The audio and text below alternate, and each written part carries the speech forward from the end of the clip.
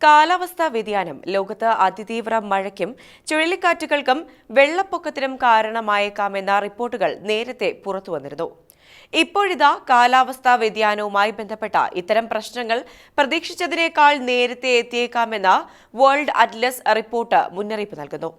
കടൽ തീരത്തിനടുത്ത താഴ്ന്ന നിരപ്പിൽ സ്ഥിതി ചെയ്യുന്ന നഗരങ്ങൾ തീവ്ര മഴയും വെള്ളപ്പൊക്കവും ഉണ്ടാകുമ്പോൾ മുങ്ങാൻ സാധ്യതയുണ്ടെന്ന് റിപ്പോർട്ടിൽ പറയുന്നു.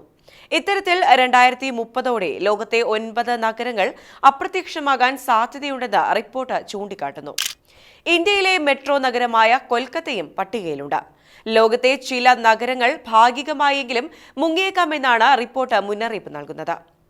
ഭക്ഷണ ലഭ്യത കുറയുക, ജലജന്യ രോഗങ്ങൾ, പ്രളയം മൂലം കൃഷിനാശം, പകർച്ചവ്യാധികൾ തുടങ്ങിയവ അതിവേഗം ബാധിച്ചേക്കാമെന്നാണ് റിപ്പോർട്ടിലെ പരാമർശം.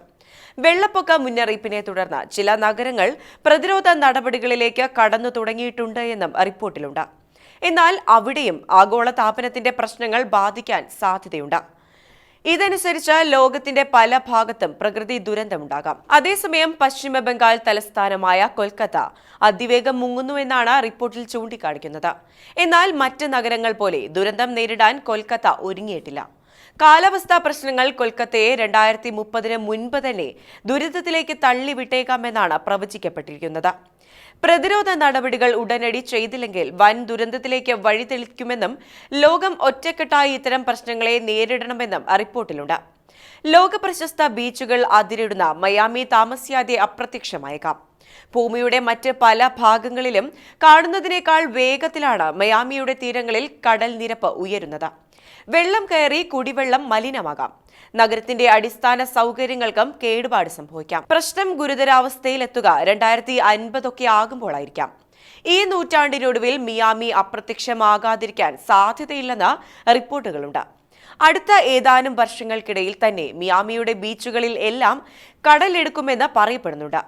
കുറഞ്ഞ ചിലവിൽ ജീവിക്കാവുന്ന നഗരമെന്ന് അമേരിക്കൻ ടൂറിസ്റ്റുകൾ കരുതുന്ന ബാങ്കോക്ക് ഇപ്പോൾ സമുദ്രനിരപ്പിൽ നിന്ന് കേവലം 1.5 മീറ്റർ ഉയരെയാണുള്ളത്.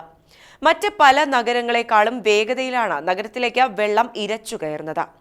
ആഗോളതാപനത്തിന്റെ ആദ്യ ആഘാതമേൽക്കാൻ പോകുന്ന നഗരങ്ങളിൽ ഒന്നായാണ് ബാങ്കോക്കിനെ 2020 നടത്തിയ പഠനം കണ്ടെത്തിയത്. നഗരത്തിന്റെ തീരപ്രദേശം മുഴുവനും പ്രധാന എയർപോർട്ടായ സുവർണഭൂമിയും അടക്കമുള്ള പ്രദേശങ്ങളിൽ 2030ഓടെ വെള്ളം കയറുമെന്നാണ് പ്രവചനം.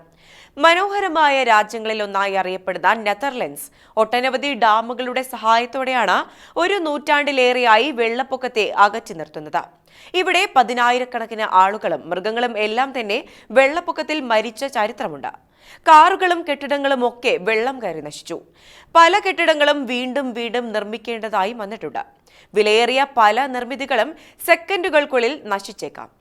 ഇറാഖിന്റെ പ്രധാന തുറമുഖ നഗരമായ ബസ്ര വർഷങ്ങൾക്കുള്ളിൽ വെള്ളം കയറാൻ സാധ്യതയുള്ള നഗരങ്ങളുടെ പട്ടികയിലുണ്ട്. അടുത്ത 10 വർഷത്തിനുള്ളിൽ ബസ്ര ഭാഗികമായോ പൂർണ്ണമായോ മുങ്ങിപ്പോയേക്കാമെന്നാണ് ഗവേഷകർ പ്രവചിക്കുന്നത്.